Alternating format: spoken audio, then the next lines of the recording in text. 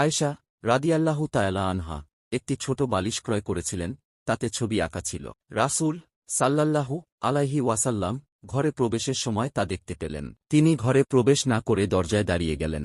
আয়েশা রাদিয়াল্লাহু তাআলা আনহা তার মুখ দেখে বুঝতে পেরে বললেন, হে আল্লাহর রাসূল সাল্লাল্লাহু আলাইহি ওয়াসাল্লাম, আমি আল্লাহ এবং তার রাসূল সাল্লাল্লাহু আলাইহি ওয়াসাল্লাম এর নিকট তওবা করছি।